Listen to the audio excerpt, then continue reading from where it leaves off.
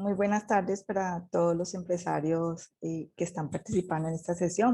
Bienvenidos. Es un gusto conocerlos y poder unirnos y participar en todas las novedades que hoy vamos a presentar y que podamos contribuir entre todos en este conocimiento en cuanto a las buenas prácticas financieras y tributarias en las cuales nosotros podamos reconocer en el calendario tributario. Con nosotros está Jenny Cobo Quesada. Ella va a hacernos la introducción en cuanto a todas las novedades en el tema. Entonces, Jenny está por aquí, bienvenida. Buenas noches a todos.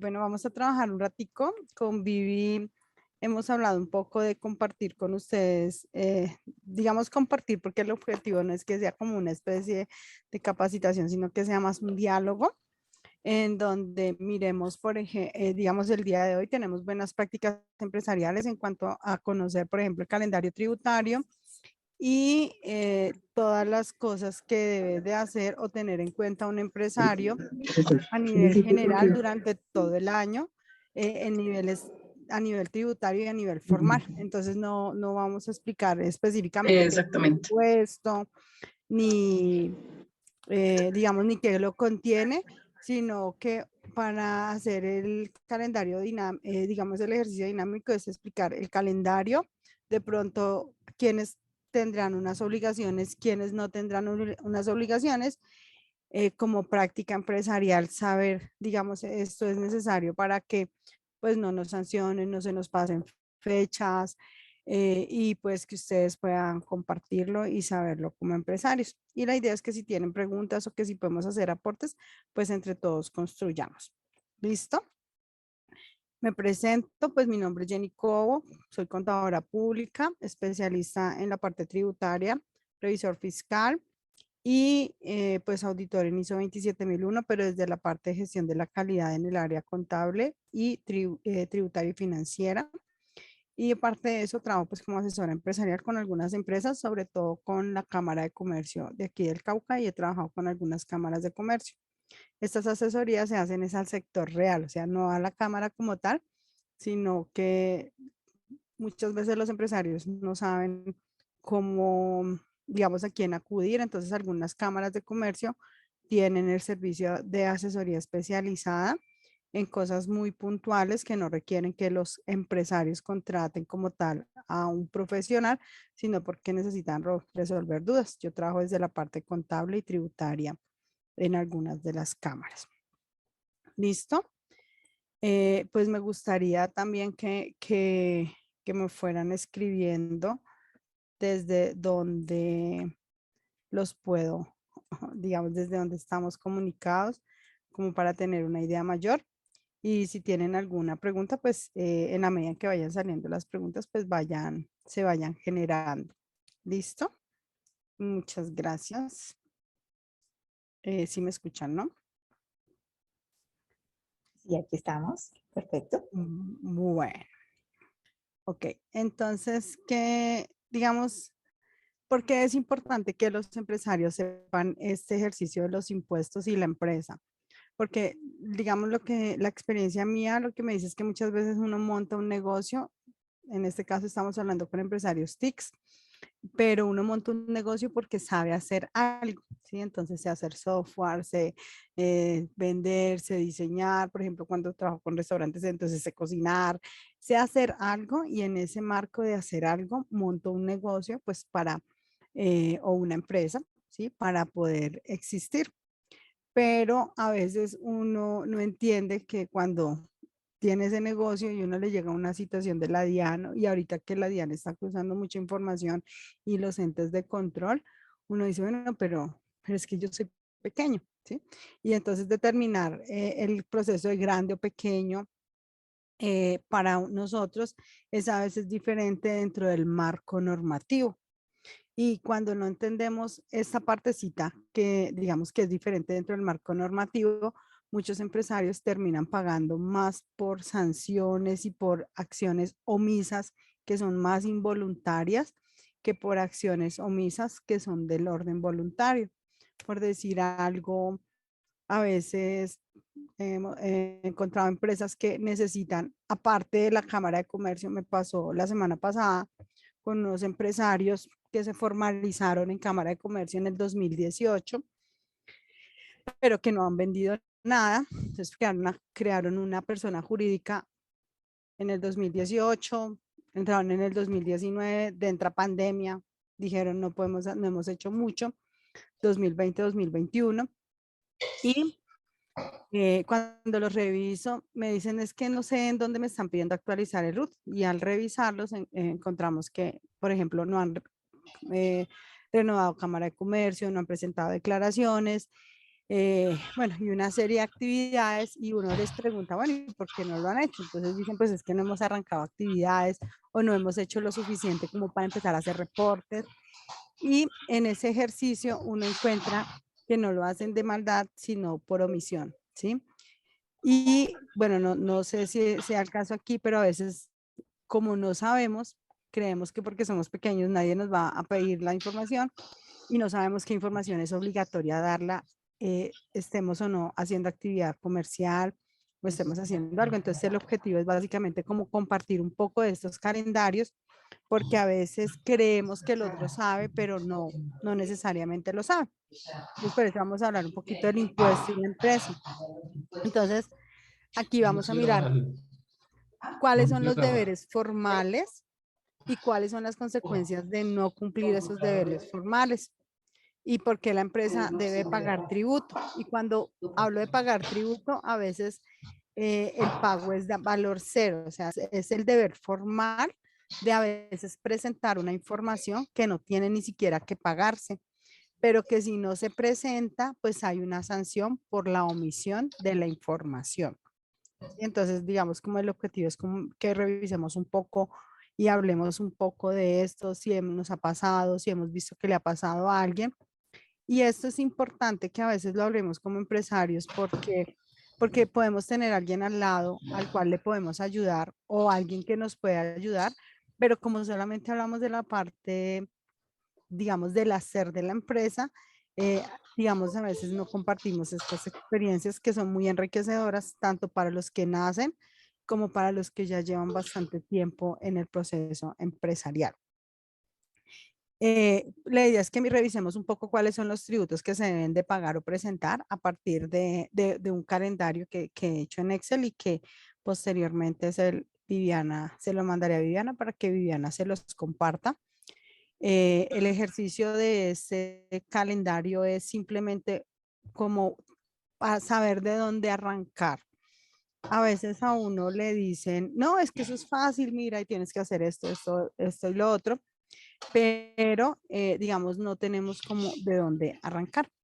¿Sí? Entonces es como básicamente el ejercicio del día de hoy, o sea, una especie de conversatorio que hablemos un poco de estos temas. Listo. Para este ejercicio, digamos que les puedo indicar, así como a nivel general, yo coloqué la empresa en el centro. La empresa normalmente cuando uno la crea, ya sea en persona natural o en persona jurídica, tiene unas responsabilidades con otras personas. Y a veces nosotros, digamos, como que omitimos esta dimensionalidad y coloqué aquí dentro de estas, digamos, con las personas con las cuales tenemos responsabilidades, el Estado como en letra mayúscula, porque tiene una intención y es cuál.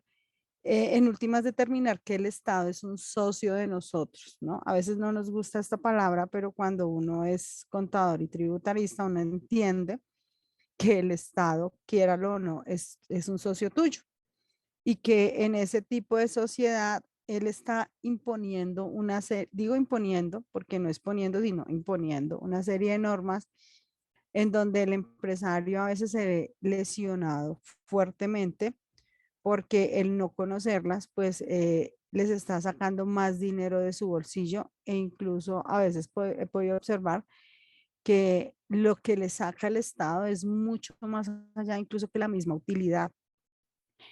Y pues eso hace que el empresario se enfrente a flujos de caja muy fuertes eh, pues con esta normatividad. Ahorita, por ejemplo, les contaré pues casos en la medida en que vayamos avanzando, les puedo ir contando como casos de lo que a veces encuentro eh, en las consultorías que se me hacen o cuando hago implementación de sistemas de gestión de la calidad en empresas, en el área contable y financiera.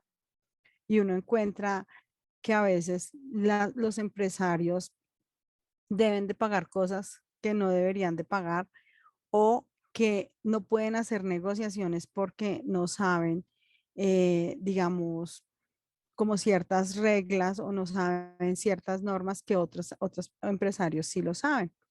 Entonces, la idea es que en estos espacios ustedes puedan no solamente, digamos, que una persona venga y les comparta, sino que entre ustedes mismos también puedan compartir esas experiencias propias que son muy valiosas para, pues, a nivel general. Y el empresario aquí también tiene, aparte de relación con el Estado, tiene relación con otros empresarios. Y cuando uno habla de qué relación con otros empresarios, habla de, aparte de la buena fe, de revisar no competencia desleal, porque si, digamos, a veces uno encuentra empresarios que hacen cosas en donde generan la competencia desleal, donde dañan el mercado, deterioran el mercado por ganarse, digamos, sí, un territorio, un mercado, pero no entienden que, por ejemplo, cuando bajan los precios a ciertos puntos para que el otro no compita, ¿sí? En el tiempo, a veces los clientes se acostumbran a precios tan bajos que cuando ya tú eres el único que puede ofrecer el servicio, no hay quien te lo pague pues al valor real. Entonces tienes que bajar calidades de vida, calidades del servicio que prestas. ¿Listo? El empresario también tiene una relación directa con los proveedores, quienes son los que les brindan información, servicios o les venden cosas. Y en esta relación, pues a veces intervienen unos contratos y casi siempre intervienen contratos de diferente orden, ya sea del orden civil, del orden comercial, del orden administrativo, eh, que por ejemplo lo que hoy en día hemos visto y si hace parte, digamos, de la parte más fuerte que vamos a ver, es que cuando no tenemos bien claridad sobre estos contratos y los soportamos en el orden tributario, el Estado pues simplemente determinó que lo que no esté soportado como él dice, pues vas a tener que pagar simplemente más impuestos. Voy a dar un ejemplo puntual que se da y es cuando tú compras cosas en efectivo, ¿no es cierto? Entonces tú dices, pero es que normalmente todo el mundo compra cosas en efectivo y no lo hacen por medio de bancos, pues para ahorrarme el 4 por mil, para ahorrarme lo que tiene que ver con todos estos costos financieros que al finalizar de cuentas no le están aportando, ¿sí? Digamos en el pensamiento empresarial. Y entonces el Estado simplemente determinó mediante un artículo que está en el Estatuto Tributario que todo lo que no se pague en efectivo va a cumplir un porcentaje y si no está dentro de ese porcentaje o no cumple ciertas condiciones, pues él va a decir que para efectos tributarios se entenderá que no es un costo, lo que hace que la utilidad aumente. Entonces, aquí tenemos una, por ejemplo, con la parte de clientes, tenemos responsabilidades también de otro tipo y es ahorita la factura electrónica y en mayo viene el documento de soporte para no obligados a facturar que también se empieza a transmitir en teoría electrónicamente. Entonces, allí ya también tenemos otra cosa en donde los empresarios nos empezamos a dar cuenta, oye, no era solamente poner una empresa y ponerme a vender lo que sé hacer, sino también empezar a mirar como todas estas cosas. Con los empleados, pues digamos, aparte de pronto, digamos, de las relaciones y de los pagos que normalmente estamos habituados, ahorita se le suma la nómina electrónica como parte de nuestro ejercicio diario y con la sociedad civil, pues porque en últimas es, digamos, converge todo el ejercicio allí de la empresa. ¿Sí? ¿Por qué les estoy dando estos apuntes de esta manera? porque a veces, lo que les digo, como empresarios, y digo como empresarios porque también he sido empresaria, uno dice, me voy a dedicar a tal cosa, y se dedica solamente a eso y no observa que la empresa tiene una simbiosis de otras cosas que sin quererlo, pues tienes que aprender a hacerlo.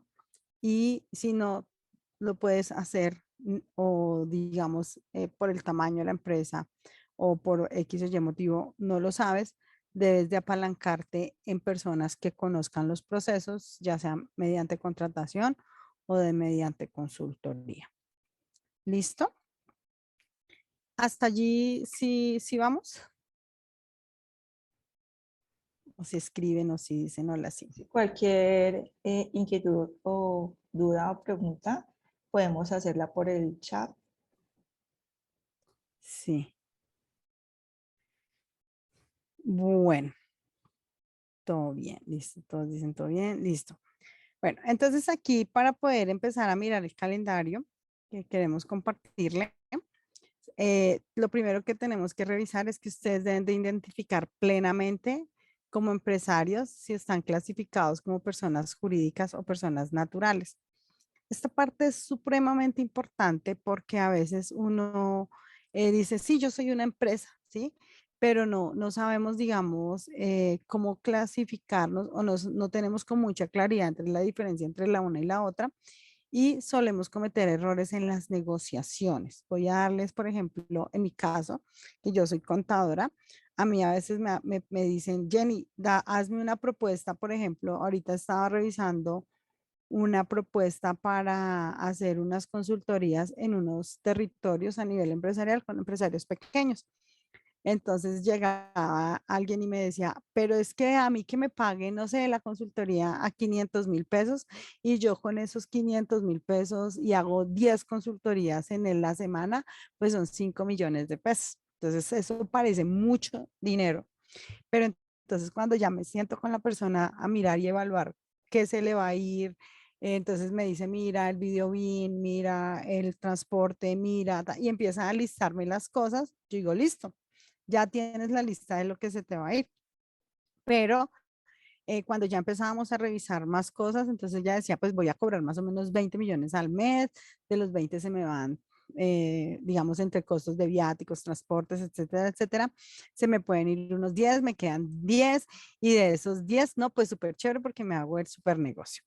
Entonces, cuando ya me siento con él y le digo, vamos a mirar la base impositiva por ejemplo, facturar 20 millones de pesos en persona natural para el ejercicio y fue muy interesante porque, claro, cuando ya multiplicamos 20 millones por 12 meses, yo le dije, te reclasificas a un responsable de IVA. Y entonces cuando voy a mostrar una calculadora, voy a mostrar un Excel mejor. Voy a mostrar un Excel, me dicen sí, vemos el Excel. Como la idea es que hagamos un ejercicio más de prueba aquí.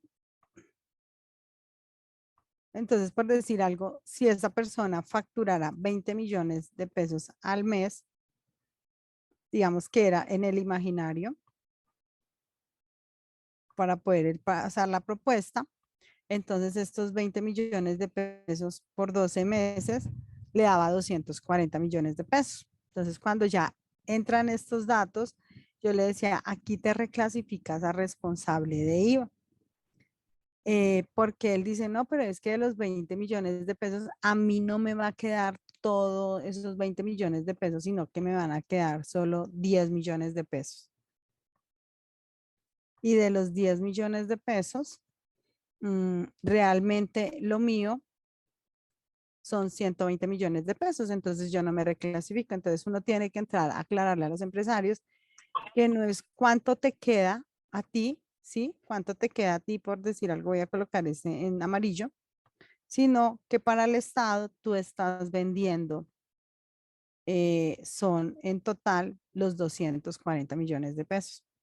¿Sí? Y al revisar la base impositiva, la forma en cómo él iba a contratar se vuelve supremamente interesante, por decir algo, porque de esos 240 millones de pesos,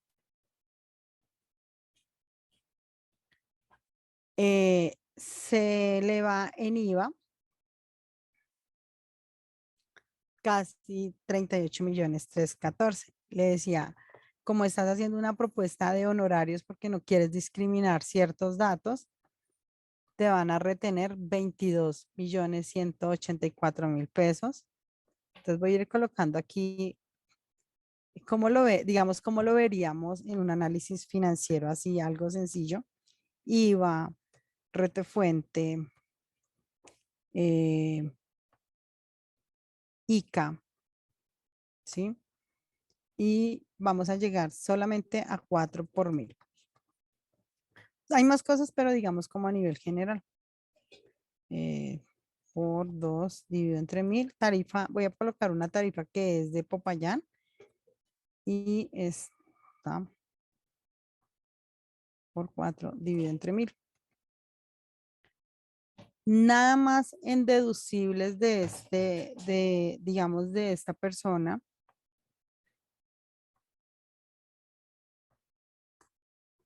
Se le van a ir 61.867.000 pesos.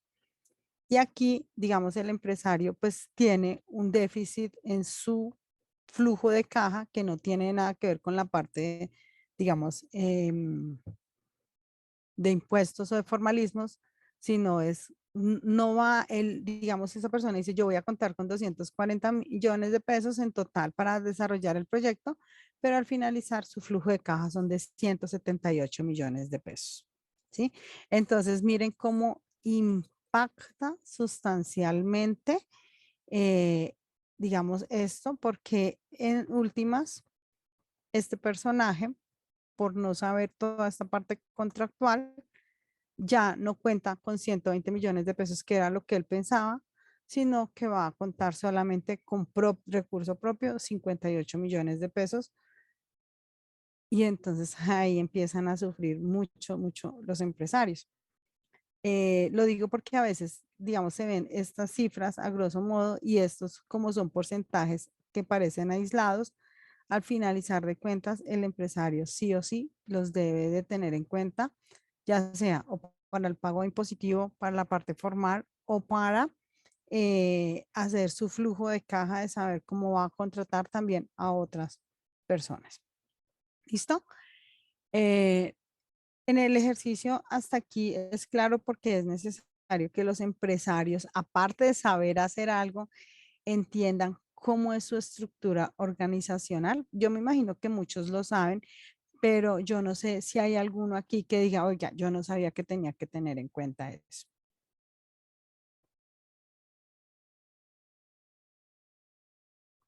Si quieren pueden ir escribiendo por el chat si sabían o no sabían que lo tenían que tener como en cuenta a la hora de hacer, digamos, negociación, ¿no? Porque Vivi me dice, Jenny, pero es que nosotros no queremos saber solamente cuál es el calendario, sino esta vaina cómo nos va a servir o no.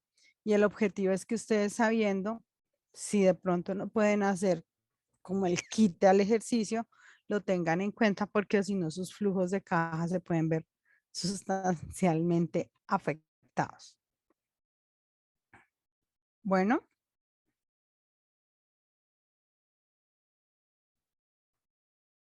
Listo.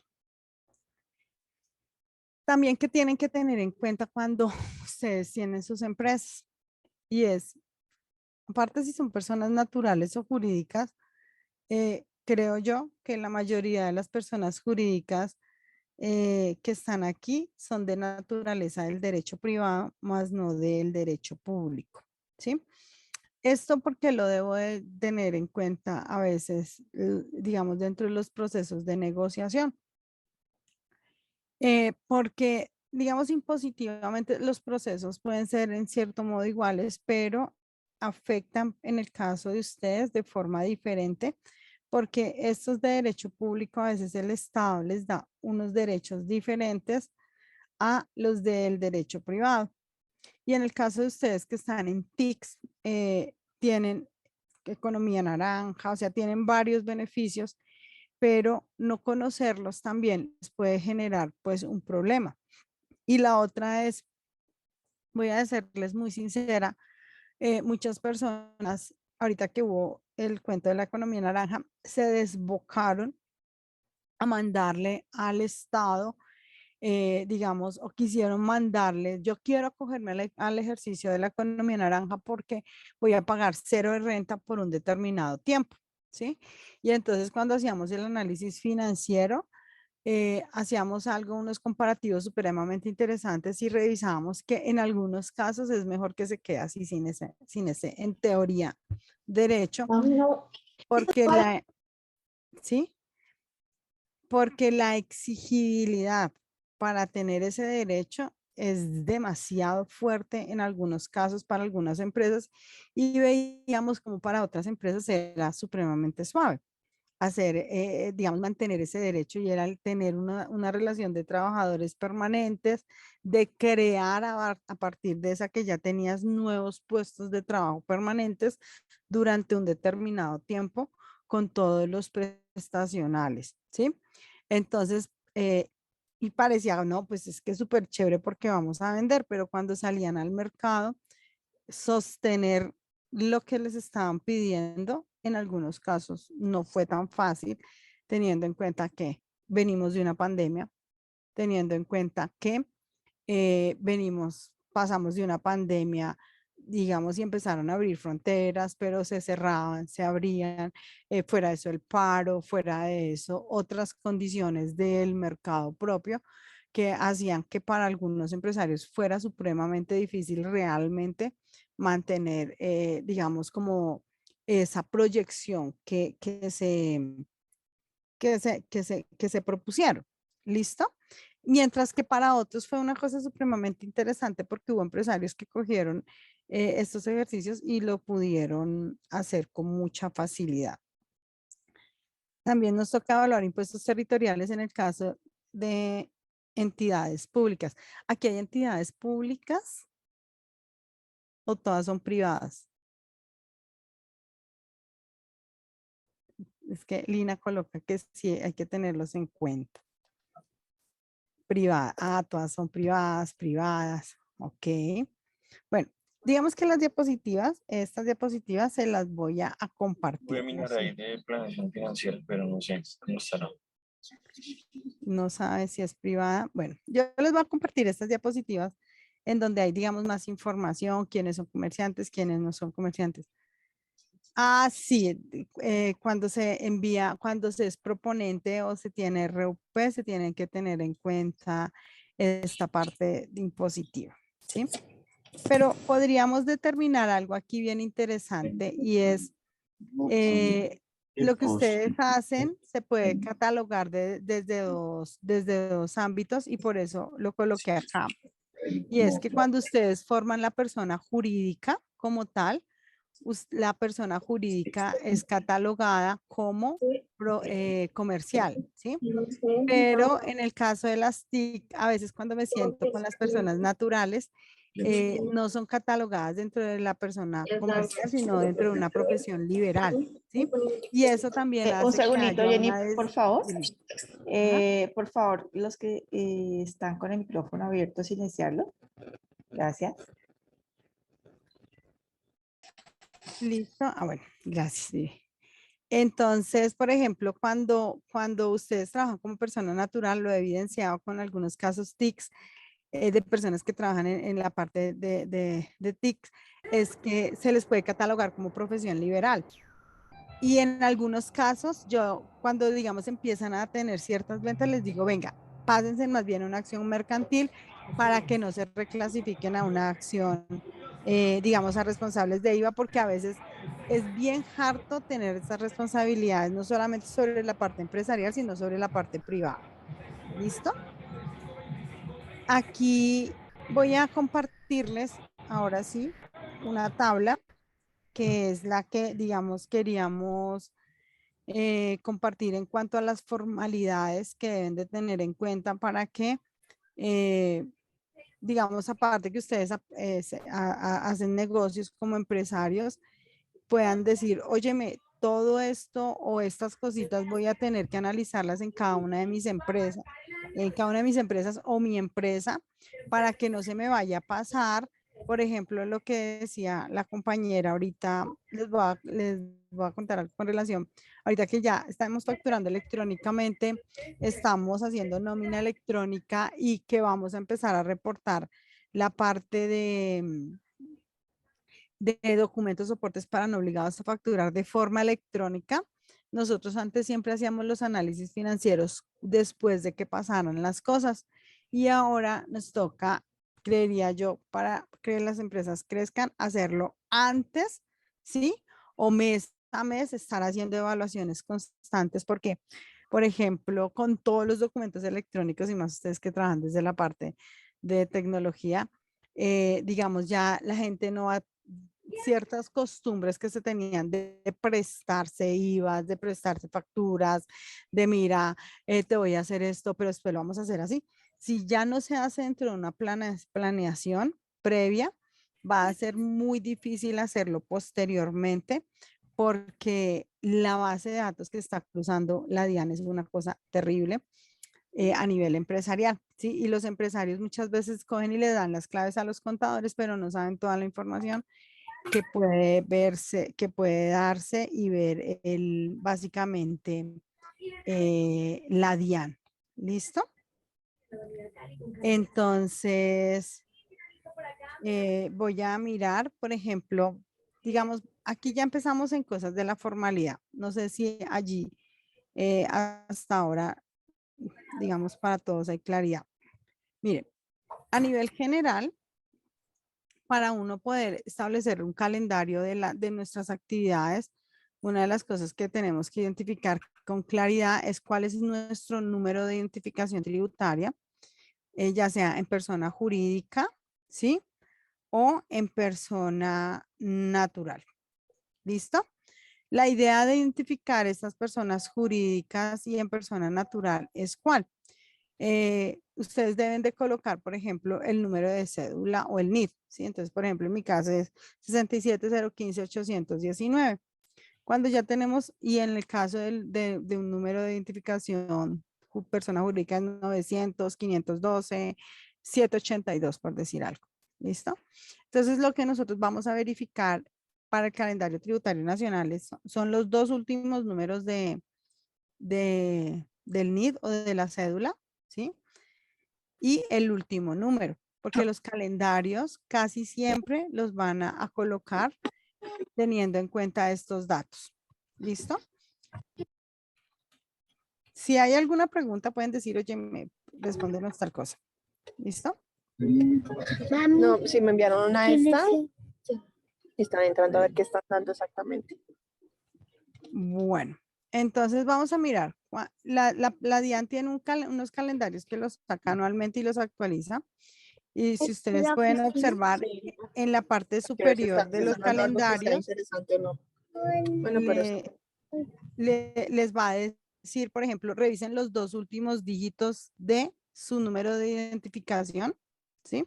Por eso les decía, debemos de verificar los dos últimos números para el caso, digamos, de estas declaraciones de renta en persona jurídica y te dicen, si tus números terminan por decir algo.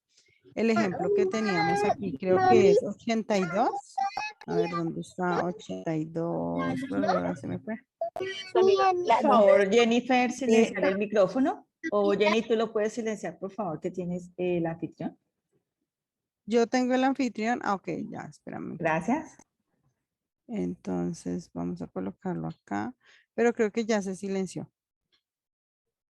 ¿Listo? Entonces, en el ejercicio, digamos, ¿esto para qué les sirve? Para que ustedes también puedan tener, hacer ejercicios de lecturas de calendarios. Por ejemplo, entonces decimos que termina en 82.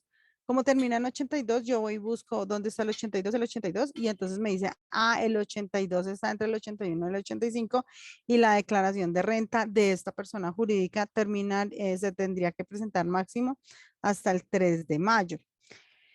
Esto me permite a mí que yo pueda entender, si tengo hasta el 3 de mayo, desde cuánto tiempo antes voy a empezar a hacer esta información. Miren, esto es importantísimo por lo siguiente.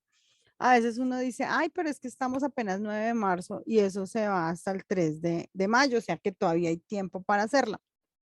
Pero ahorita uno empieza a mirar todas las tareas y se le va el tiempo, primero. Y segundo, hay una regla que yo siempre les digo a los empresarios es, ¿tú por qué crees que si el año termina el 31 de diciembre, te dan hasta abril, junio para hacer una tarea?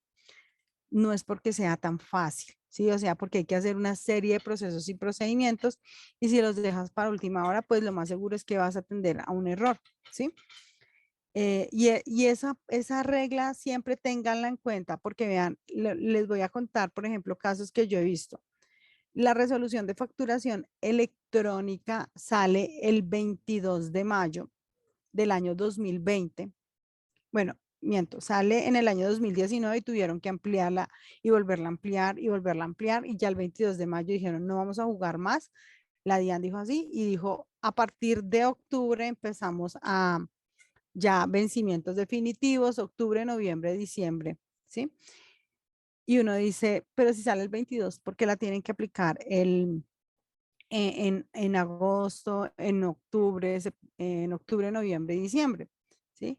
Y es porque las empresas tuvieron que entrar a replantearse formas de hacer las cosas, procesos internos, en donde miren que tenían que ya decir, uy, es que cuando voy a hacer la transmisión de factura electrónica tengo que tener el NIT, la dirección, la cédula y un resto de cosas de las personas que antes uno, sí, deme cualquier nombre, deme cualquier número que eso no pasa nada, porque ahora la DIAN empieza a cruzar información.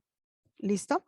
Y sale, por ejemplo, nómina electrónica, también donde determinan que empezaban los vencimientos ahorita en noviembre y se tenía noviembre, diciembre, ¿sí? En la de enero que la ampliaron para marzo y sale ahorita en marzo diciendo que la amplían hasta mayo con unas condiciones.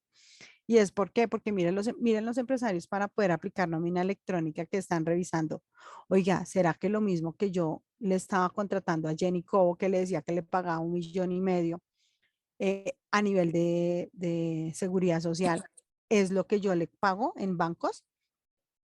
Ay, no, es que hicimos una negociación con Jenny en donde yo cotizo sobre el salario mínimo, ¿sí?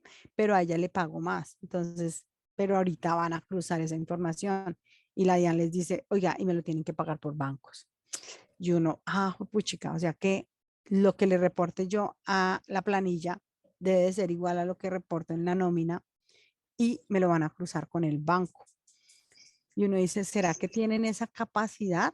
Les voy a contar algo que pasó ahorita en diciembre con muchos empresarios, que fue una cosa diferente a lo que estábamos viendo del PAEF, y es que en el ejercicio la DIAN determinó, o el Estado determinó que le iba a colaborar con un subsidio a aquellos empresarios que hubiesen mantenido personas en el mes de mayo y junio del paro, ¿no es cierto? Y que hubiesen tenido a octubre una determinada nómina comparado con con un año X, con el año anterior. Vean, los únicos papeles que pidieron fue certificación bancaria, certificación del contador de que habían reducido sus ventas en un 20% y la solicitud de que querían tener el subsidio. Y entonces nosotros éramos, bueno, y no nos piden nada más, o sea, ¿cómo saben ellos cuánto nos van a devolver? ¿Qué personas cumplían o no los requisitos de estar con el salario mínimo? ¿Cuántas personas teníamos en mayo? ¿Cuántas teníamos en junio? ¿Cómo saben ellos esos datos si eso no lo pidieron? Pues precisamente la UGPP empezó en las reuniones a decir, no, es que nosotros para qué se lo vamos a pedir a ustedes si es que nosotros les vamos, usted me dice su número de NID, nosotros le decimos a la planilla, a la pila, pila, hágame el favor y deme las personas que Jenny Co reportó en este mes y en este mes, ¿sí o no?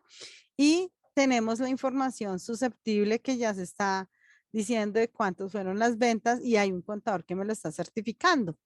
Si yo veo que el contador me certificó que disminuyeron el 20%, pero la DIAN, mediante el sistema de información exógena, me dice, eso es mentira, Jenny no bajó el 20%, pues yo tengo 5 años para hacerte inspección y ya.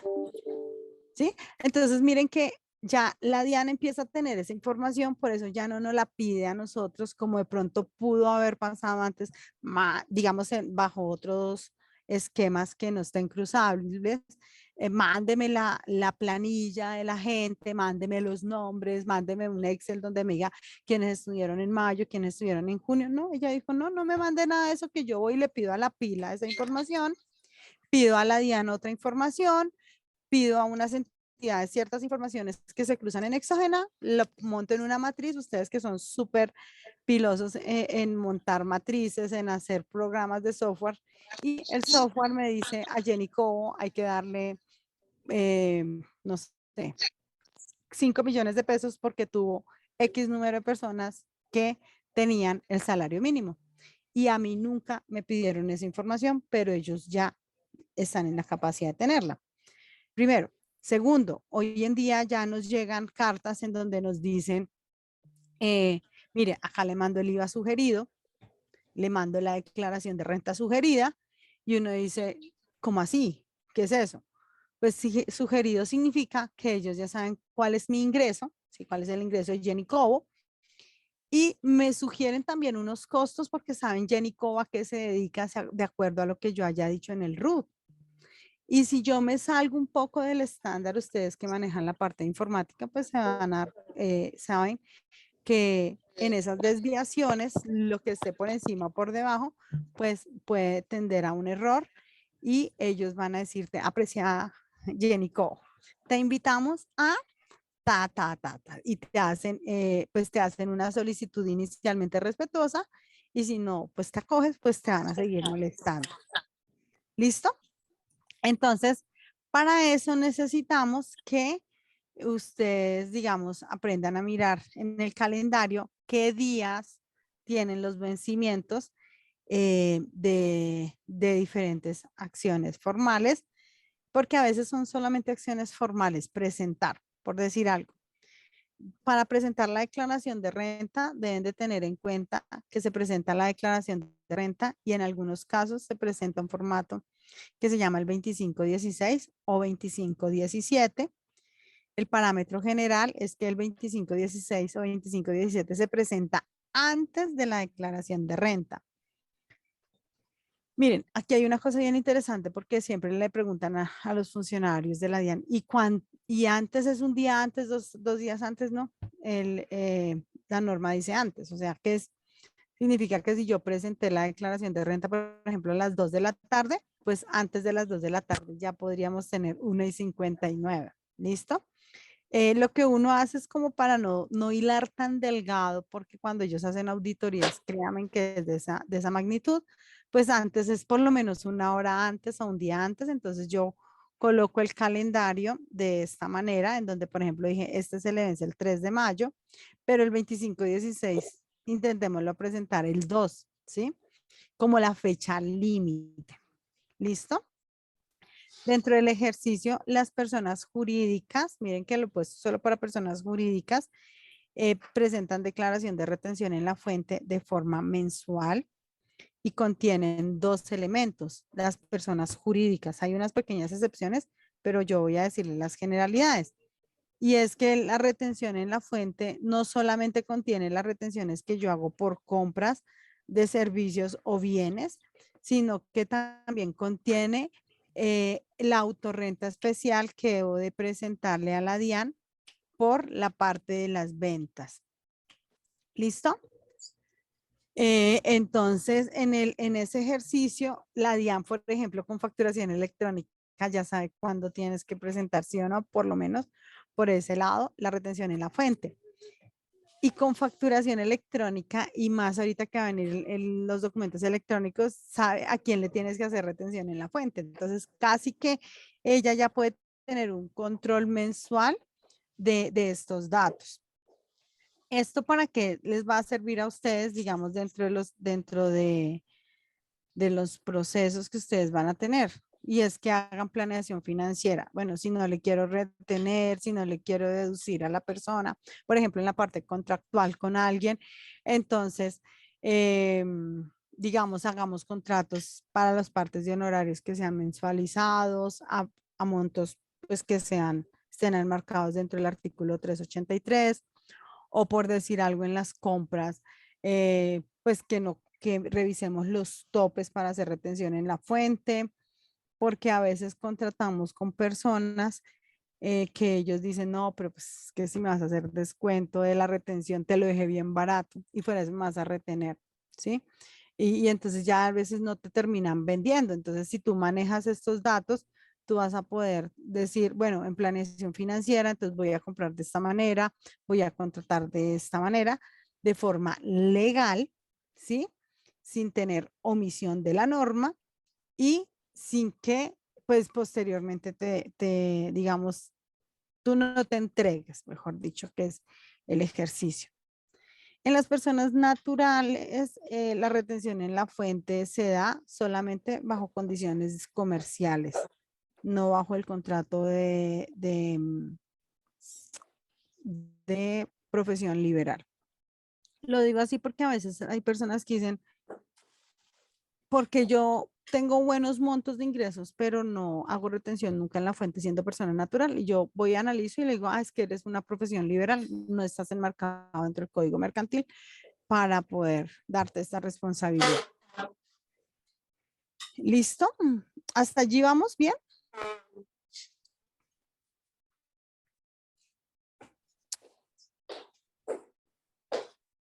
¿Sí? No, no me escribe. Listo. ¿Sí les ha gustado la información hasta allí o no? Digamos, he sido muy técnica. He intentado ser no tan técnica, sino como darles como por qué es importante una cosa y por qué es importante otra cosa. Listo.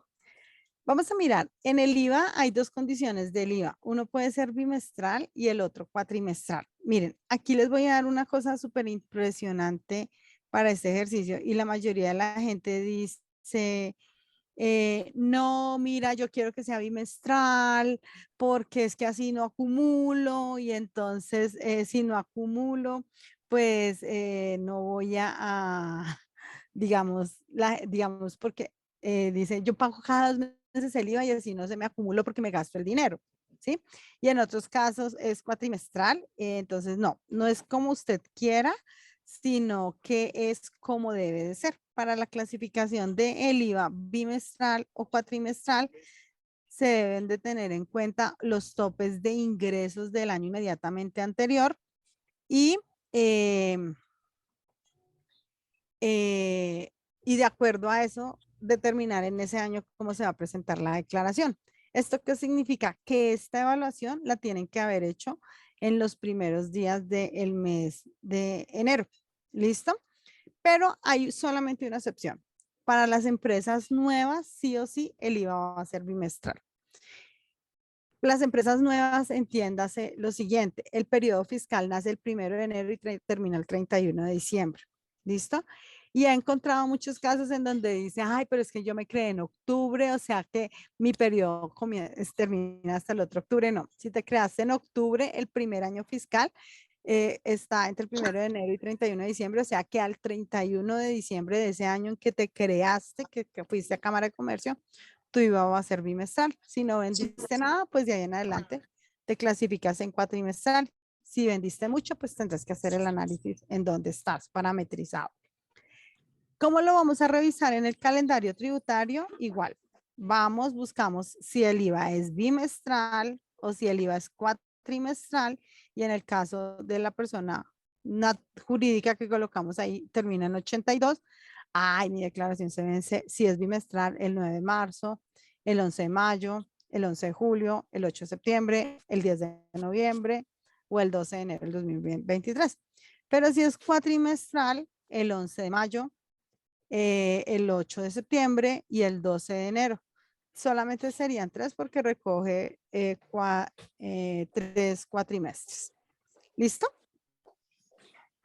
Digamos que ese sería como digamos, un ejercicio que pueden revisar allí. Les voy a dar algo del IVA que me parece supremamente interesante y es que ustedes, el sector TIC, tiene excepciones tributarias del IVA muy fuertes, pero que a veces no se hace la tarea de que, por ejemplo, dime. Por ejemplo, que encontré así como curioso, muchos paquetes contables migraron a estar en la nube. Si antes los paquetes contables siempre eran rígidos, ¿lo quieres en el computador o lo quieres en la nube? Y la gente, no, yo lo quiero en el computador porque sale más barato, así no me roban la información, es muy sensible. Bueno, ¿sí? Una política de datos ahí toda interesante. Pero entonces la DIAN dijo, oye, si está en la nube, ¿sí? Todos los software que estén en la nube y se vendan con mantenimiento en la nube no van a tener IVA. Y los que no cumplan esta condición, pues van a tener IVA. ¿Sí? Entonces empezaron algunos software a ofrecer los dos servicios, ¿sí? Y terminaron muchos software contables diciendo, solo vendemos en la nube. ¿Por qué solamente venden en la nube? Porque a la hora de hacerles inspección no podían demostrar cuándo estaban en la nube y cuándo no. Y aparte de eso, pues es un IVA allí que no te lo van a pagar de más, ese 19%. Entonces, muchas empresas hoy están haciendo más el ejercicio en la nube, primero. Segundo, con esta parte de que ya son documentos electrónicos, factura electrónica, nómina electrónica y próximamente documentos para no obligados a facturar electrónicamente, pues en la nube es mucho más fácil porque los software pueden hacer una interfase rápida, tienes menos reprocesos. Entonces, algunas empresas básicamente se quitaron la declaración de IVA haciendo esta migración de no dejarlo en fijos, sino en la nube, incluyendo los mantenimientos. ¿Listo? Pues lo digo porque, pero entonces no digo, ay, todo lo que está en la nube, no. Hay que ir a entrar a revisar en el caso de ustedes en particular, que son TIC, si lo que ustedes venden, ¿sí? De desarrollos de software, pueden incluirse con estos parámetros para que le quiten ese 19% al proceso, por ejemplo, ahorita que decían en las licitaciones públicas, porque si ustedes le quitan ese 19%, pues es plática para ustedes. ¿Listo? Otra información que deben de tener en cuenta, que miren que esta sí no paga impuestos, pero si no se presenta podría tener sanciones, la información exógena. Y aquí les voy a dar un tip que la mayoría de los contadores no le dicen a los empresarios. Y es que normalmente uno dice, ay, es que el calendario tributario de la exógena salió ahorita en noviembre. Ojo, el calendario tributario de la exógena tiene, como nosotros no trabajamos con hechos cumplidos, sino con hechos que van a hacerse, el calendario del año 2022, o sea, ese junio de 2022, salió en el 2020. Y aquí estoy mostrando que, por ejemplo, la información del 2022 se va a presentar en junio del 2023. O sea que nosotros sí podemos hacer planeación de qué información nos van a pedir para empezar a mejorarla, a sustentarla y a que no se nos nieguen costos y gastos, que es lo que más pasa en las empresas. A nivel de industria y comercio, tenemos aquí, pues digamos, este es el calendario como para Popayán. Yo digo, oiga, tengo que tener en cuenta para el caso de Popayán, ¿no? O sea, cada municipio tendrá que revisar. Si yo presento la declaración hasta el 29 de abril, tengo un descuento del 14%. Si presento la declaración hasta el 31 de mayo, va a tener un descuento del 10%. Si la presento y la pago hasta el 30 de junio, pues va a tener un descuento del 8%. Ojo, esto es presentación y pago. Oye, si no tengo plata para pagarla, pues entonces uno le dice al empresario, oye, preséntala por lo menos en el último día de vencimiento para que no te corran intereses moratorios, pero no vas a tener ningún descuento. Es para el ejercicio.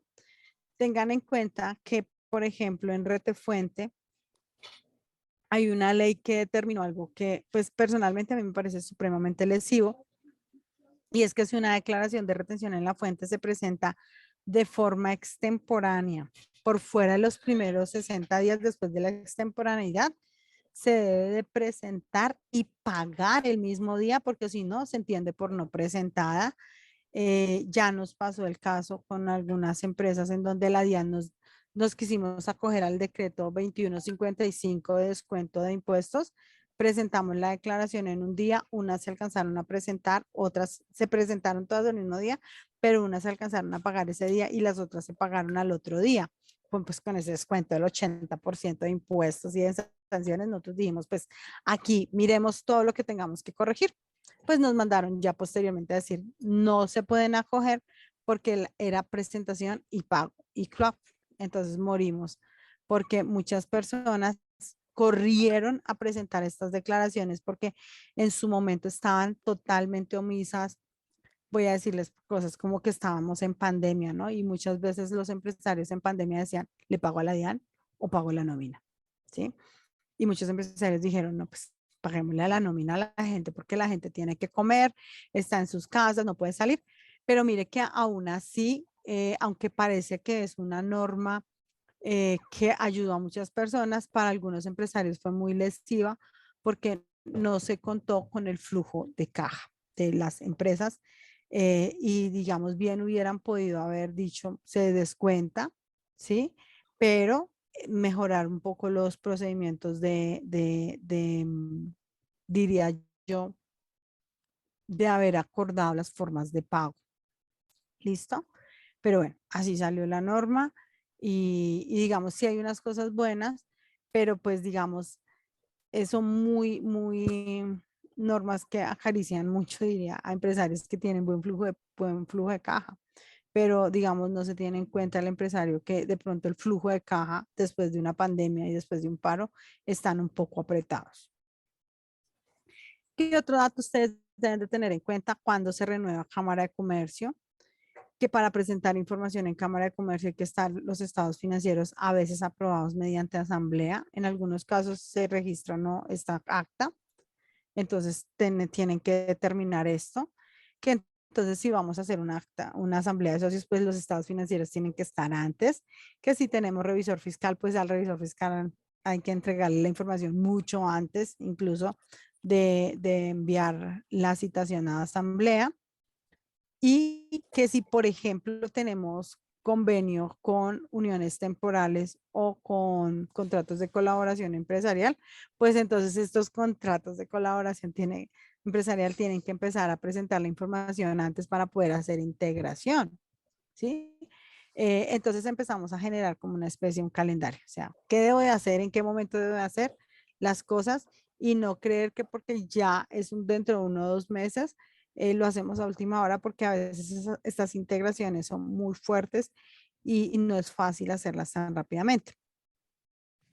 Pues si tienen RUP, también cuándo es la fecha máxima en que la tengo que mandar para el RUP. Y pues aquí digo, bueno, pues ten en cuenta tu número de RUP, si tienes claves de la DIAN, o sea, yo hago una lista de todas estas cosas, ¿para qué?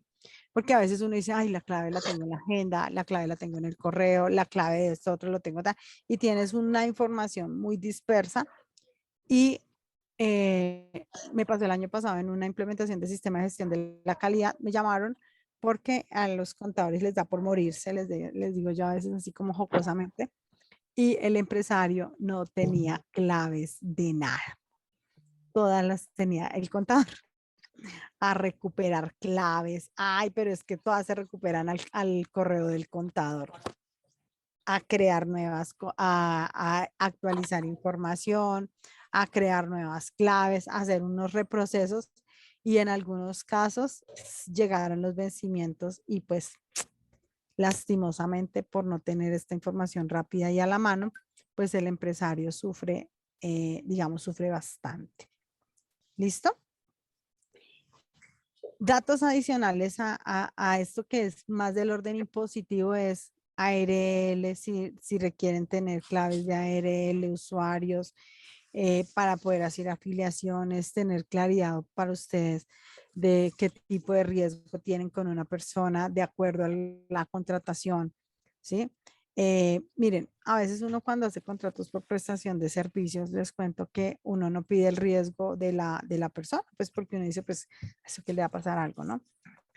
Pero hay algunos casos en donde se asumen unos riesgos y si a la persona le llega a pasar algo, pues van a tener líos porque no hay quien les cubra.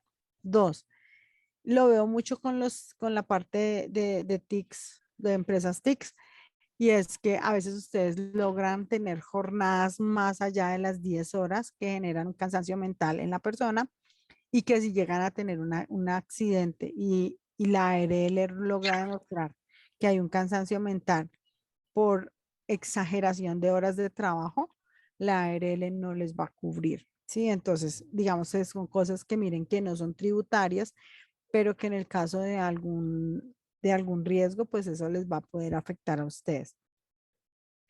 Correos, si tienen correos de contabilidad, contraseñas, fechas de super sociedades. A las super sociedades solamente lo presentan las personas jurídicas. Las super sociedades tienen tres grupos para hacer informes. Las de control, que son obligatorias.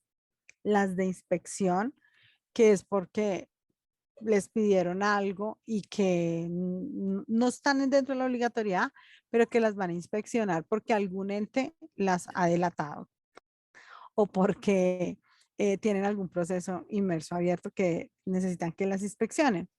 Y hay otras que se llaman control, inspección y las obligatorias. Las obligatorias es que sí o sí. Las de inspección es que cuando están en control no dieron cierta información y las pueden pasar a inspección. ¿Y cuáles son las de control? Las de control son esas que se ganan la lotería. Yo digo, Dios mío, yo me quiero ganar, pero la lotería de dinero. O sea, es como que entran en una balota esas empresas y dijeron, Jenny no tiene que mandar la información, pero pues digámosle a Jenny que la mande. Si tú estás dentro de una de control y no mandas la información, te sancionan como si fueras de obligatoria.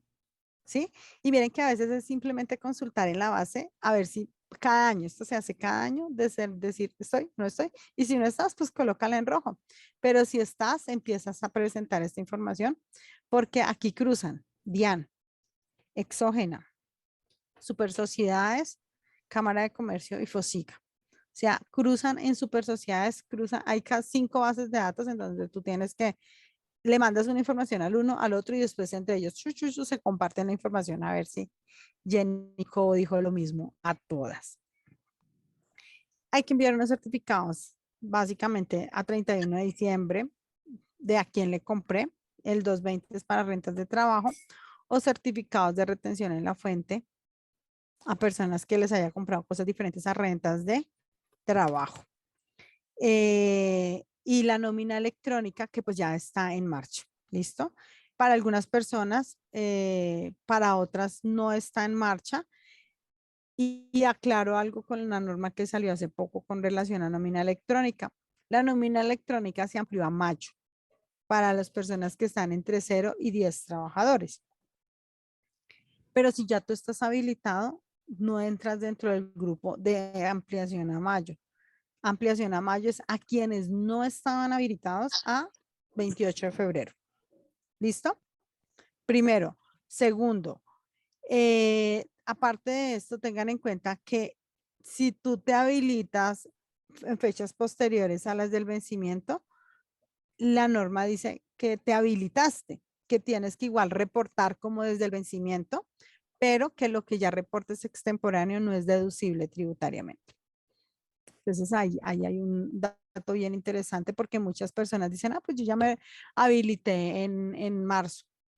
Sí, y tenía que hacerlo desde octubre. Tienes que reportar octubre, noviembre, diciembre, enero, febrero y marzo, o sea, los 6 meses. La diferencia es que el único mes que puedes descontar en tu próxima declaración de renta es marzo.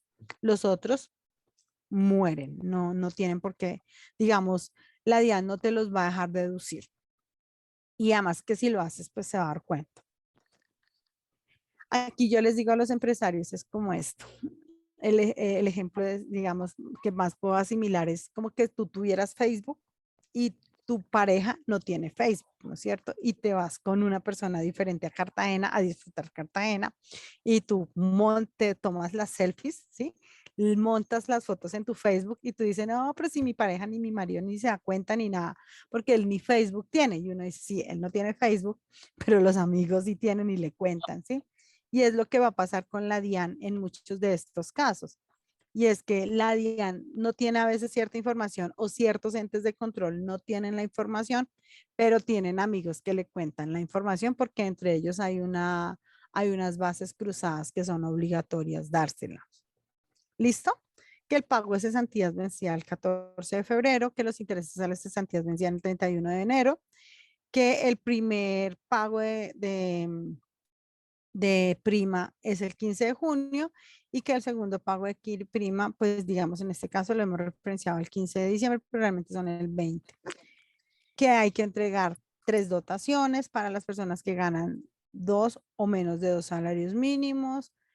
Bueno, este es un consejo, que se hagan estados financieros cada determinado tiempo, porque a veces uno va a un banco corriendo, necesito que me presten dinero, necesito hacer tal cosa, y el banco le dice, préstame tus últimos estados financieros y tú no los tienes. Entonces uno por política en algunas empresas dice cada 4 meses sacamos estados financieros y de esta manera en el momento en que tú requieras ir, vas y no tienes que esperar a que el contador te haga los estados financieros porque a veces tú necesitas rapidez, pero él se puede demorar haciendo la información. Y por último, dentro del calendario es en qué fechas yo debo de pagar como máximo mi seguridad social, teniendo en cuenta los needs, el último need de, digamos, de la persona jurídica o de la persona natural. ¿Con qué fin tienes que tener en cuenta esto? Pues para determinar tu flujo de caja. Si no lo puedes sacar, yo personalmente ahorita con nómina electrónica le digo a la gente, mire, si la nómina electrónica tiene hasta el 10 de noviembre para presentarse, pues entonces paguen los primeros días del mes la seguridad social. De esa manera no se te pasa el tiempo porque pues puede ser amonestado. Y pues si tienen otras cosas, pues ya pondrán otras cosas.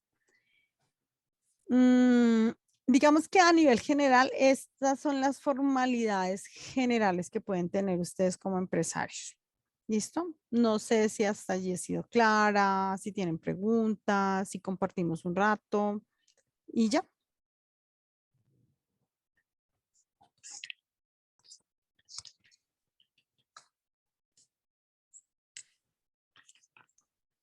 Se quedaron sin palabras. Yami dice pregunta. Pregunta, Yami. Hola, ¿cómo están? Hola. Mira, yo tengo una inquietud para los beneficios que se tienen de las TIC de los servicios que se deben excluir de IVA. Si tenemos una empresa que está haciendo un servicio que tiene que es excluido de IVA y adicionales régimen simple, es que no sé si es claro, o sea, si tiene que tener también una actividad económica que tenga que ver con la consultoría en el sector informático. Porque si yo tengo un RUT donde la actividad económica es la 72 algo, que es de consultoría, pero no tiene que ver con el área de servicios informáticos, se podría, ellos también se podría tomar. Es que no, tengo como esa duda ahí y la verdad no he podido resolverla en las lecturas que he realizado. Si alguien tiene el dato. Pues mira, a nivel general, digamos que ya tocaría entrar a mirar cuál es el servicio que estás vendiendo, ¿sí? Pero a nivel general funciona de la siguiente manera, el régimen simple, y tendríamos que mirar la contrastación de los dos. El régimen simple lo que dice es, oiga, ¿sabe qué? Si en todas estas cosas que tienen que hacer los empresarios de pagar IVA, rete fuente, autorrenta especial, sí, ICA, ¿sí o no? Y usted dice, Dios mío, ¿y qué más? Sale a la calle diciendo eso. Dice, vamos a hacer un régimen en donde, ¿sabe qué? Vamos a estandarizar un proceso y le ponemos a esa actividad comercial grosa un porcentaje. ¿Listo? Y ese porcentaje usted me lo paga. Y ahí hagamos perdón y olvido para el resto de cosas. Si yo gano bien y si pierdo también bien, o sea, porque lo que estamos haciendo es, venga, no nos pongamos a molestar tanto. ¿Listo? Ese es a nivel de régimen simple. Ahora a nivel de el IVA, al principio quedó incluido, después lo excluyeron, funciona no sobre la actividad comercial, sino sobre el producto que vendas como tal. Entonces hay que hacer un análisis del producto en sí, si cumple o no unas relaciones como tal. ¿Listo? Ay, venga, pero es que este producto se parece a este otro. No. Tienes que hacer al servicio, en este caso en el servicio que tú dices, tienes que hacerle el análisis uno a uno.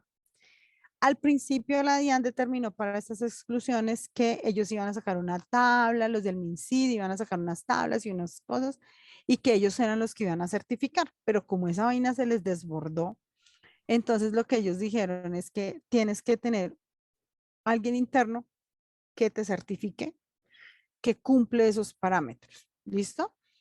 Y el día que te hagan inspección, pues tienes que demostrar que cumple esos parámetros. ¿Sí? Me imagino que así como ustedes son ingenieros, pues alguien me dirá que esos parámetros sean sí o no reales. Entonces, mira que el uno se puede sobreponer sobre el otro o puede no tener relación el uno con el otro. Por eso te digo que en ese caso tocaría entrar a analizar exactamente el servicio, ¿sí? Para poder decirte, oye, mira, si es 100% excluido o no. En algunos casos me ha pasado lo siguiente. Lo que hicimos con una empresa del análisis y nos pasó que no era excluido, pero porque le faltaba como una condición en el diseño o en la presentación o en la forma de venta o algo así era. Entonces, ¿qué hicimos? Pues forzamos a que fuera de esa manera. Y cuando digo forzamos, no estamos hablando de un proceso de evasión ni de ilusión, simplemente es que Manera conceptual. no, o sea, bueno, voy a decirte cómo fue la discusión más o menos en TICS. Él decía, es que eso no se puede decir que es en la nube, digamos como lo que más digamos, tengo, y es porque se maneja en un servidor, no de la nube, sino en un servidor de la nube propio de los dueños, ¿sí? Entonces como que tienen muchas sedes y ellos tenían su propio servidor, por ese no se podía considerar que cumplía la condición, por lo cual tenía que cobrársele el IVA. Entonces, si dijeron, bueno, entonces, ¿cuál es la solución? Pues que él no tenga un servidor propio, ¿sí? O que si quiere hacer sus copias de seguridad se hagan en el servidor propio, pero que se maneje en la nube más grande. Y yo, bueno, y eso es posible. Y entonces dijeron, sí, y no era mucho el costo versus el IVA, era muchísimo lo que se ganaba pues el empresario, ¿sí? Y como ya tenían un contrato, el cual el contrato era global, pues el IVA se lo ganó el empresario, no el cliente, ¿sí?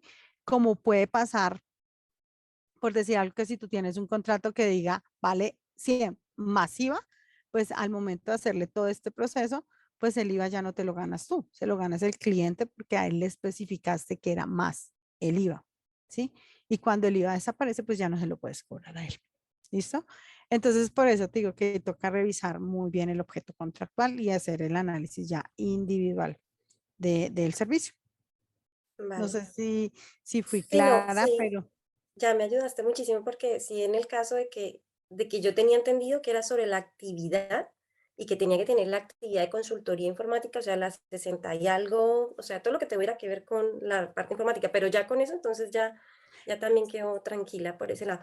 Por otro lado, cuando tú hablabas inicialmente de cómo también se le puede colaborar, digamos, a una persona natural para seguir contratando y poder bajar la calidad de ingresos, también tenemos pues la figura de contratos, ay, ¿cómo se llama eso? Eso es el socio oculto, ¿no? Contratos de participación, ¿no? Entonces también se colaboración podría, empresarial. espérame Bueno, en Colombia, digamos en Colombia eso se llama sociedades, de hecho, a nivel tributario. mm, es como un contrato de participación, ¿sí? En donde el socio, en donde se va generalmente a llevar el ingreso real de lo que verdaderamente le va a ingresar a la persona natural y el resto se va a llevar aparte como, pues es que lo he visto así como en figuras Contratos de de, mandato se llama. sí, sí, sí, sería entonces O ese. sea, mira, bueno, no sé si, bueno, hay una cosa que es el contrato de colaboración. En Colombia, digamos, se maneja eso. La sociedad, de hecho, es una sociedad que sí se tipifica tributariamente como evasora. El contrato de colaboración empresarial es donde, oye, Yamil es súper buenísima haciendo. ¿Tú qué haces, Yamil? Soy contador. Bueno, tú eres súper buenísima en el área contable de lo que tiene que ver con costos, por decir algo en software, ¿sí o no? Pero Jenny Co es súper buenísima en la parte tributaria, ¿sí? Mira que podemos tener la misma profesión, pero tú eres muy buena en una cosa y yo soy muy buena en otra cosa. Y necesitan la experiencia, digamos, como cuando se hacen estas, nos proponemos a hacer estas consultorías o, sí, cuando se hacen consorcios o se hacen UTs. Entonces, ¿qué pasa? Sumamos tu hoja de vida y mi hoja de vida y pasamos ambas, porque si nos vamos individual no trabajamos. ¿Listo? Entonces ese es un contrato de colaboración empresarial. Y el contrato de mandato es donde, venga, voy a darte el ejemplo que más conozco y que podría darte un ejemplo bien, digamos en el caso real, es, óyeme, los contratos de arrendamiento, de quién es la casa, de Viviana, pero Viviana no sabe alquilar casa, de pronto le alquila a alguien y no le ha pedido bien las referencias, etcétera, etcétera. Yo sí sé alquilar casas, pero las casas no son mías. Entonces yo, Jenny Co, facturo, ¿sí? Viviana difícilmente factura, pero ella es la que va a recibir el ingreso. Y al finalizar a mí me queda solamente mi comisión real. Y entonces, pero Jenny Co es la que hace la factura, ¿sí? Entonces ese se llama un contrato de mandato. Ay, vale, muchas gracias. ¿Listo? Bueno. No sé si hay alguna otra pregunta, si quieren participar, pues ya que ustedes como empresarios digan, oigan, cuenten sus propias experiencias. Así es, Jenny. Entonces ahora los invitamos a que eh, tengamos una última sesión de preguntas para aprovechar a Jenny y enseguida también nos hagan sus aportes, nos integremos con las experiencias que han tenido y que nos pueda servir para todos los empresarios del sector TIC.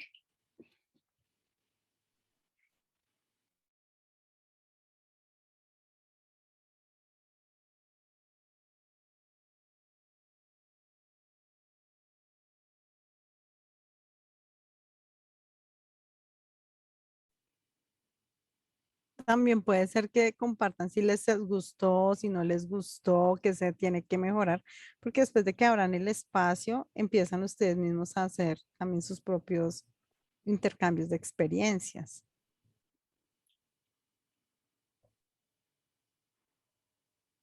Compartimos también un formulario. Si por favor registra su asistencia. Hemos tenido el ingreso de 24 participantes.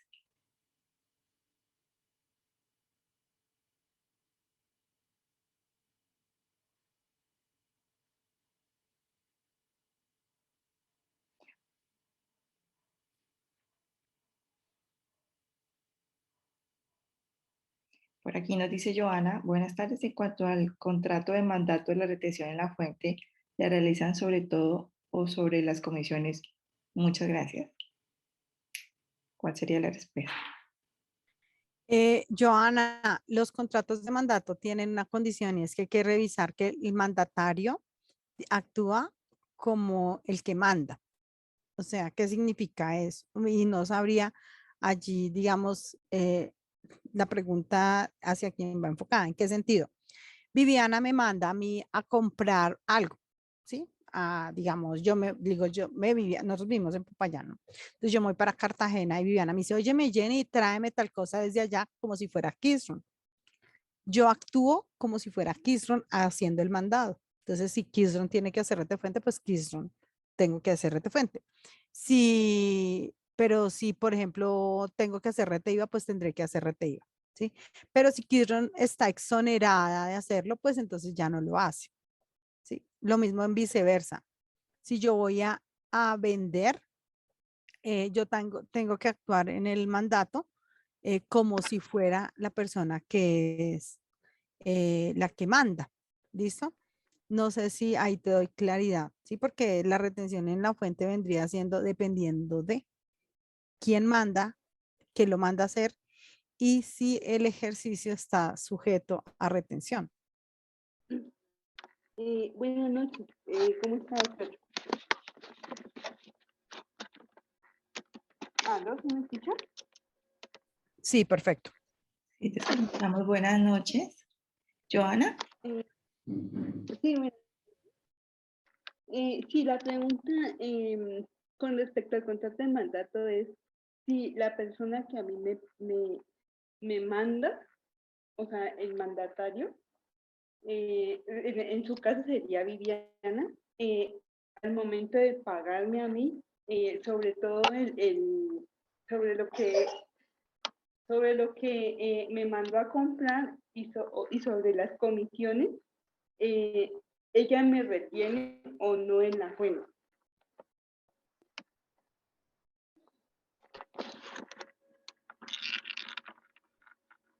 Sí, Si Viviana te podría retener a ti, depende. Si Viviana, si lo que le vendes, voy a presentar algo y es cuando tú mires algo de la parte contractual, vamos a mirar acá, a ver si lo tengo por acá, por acá, por acá. Mira, este te sirve muchísimo para el ejercicio.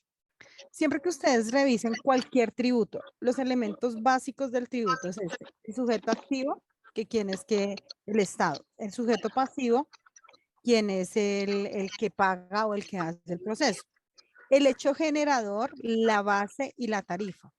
¿Por qué te quiero mostrar esta? Porque tienes que revisar si hay hecho generador. ¿Qué significa hecho generador? Por ejemplo, ahorita la pregunta que hacía antes Yuri es, óyeme, pero es que lo que yo voy a vender no tiene IVA.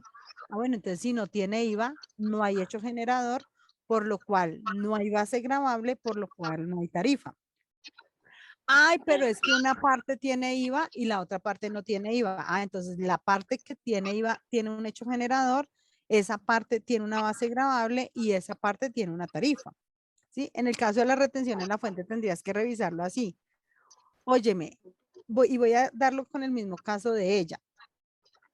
Existe, digamos, hecho generador, o sea, es susceptible que se le haga retención en la fuente porque la norma establece que a estas entidades, digamos, es susceptible de generar patrimonio.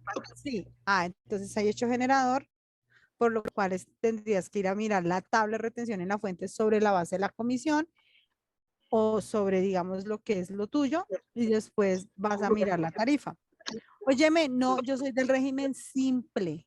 No me puede, la DIAN determinó que al régimen simple no se le hace retención en la fuente.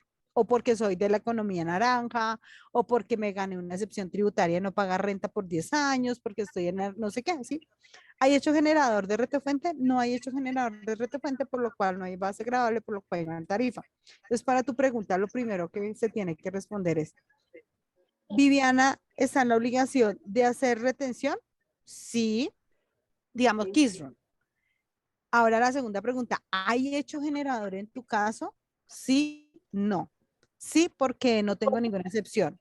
No, porque tengo unas excepciones tributarias. ¿Y cuando es ingreso recibido para tercero? Eh, recuerda que actúas como como el mandante.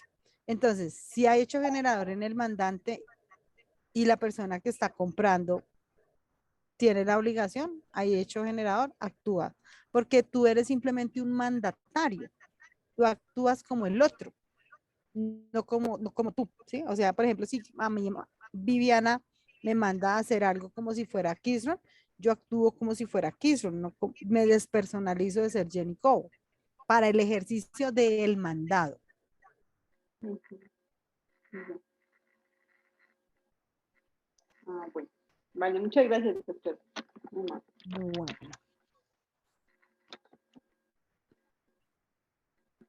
listo. Dice Pues muchas gracias. bien, yo creo que pues no tenemos más preguntas. Si ya en este último minuto tenemos ya algún participante que quiera aportarnos alguna experiencia a los empresarios y si no, pues ya cerraríamos la sesión.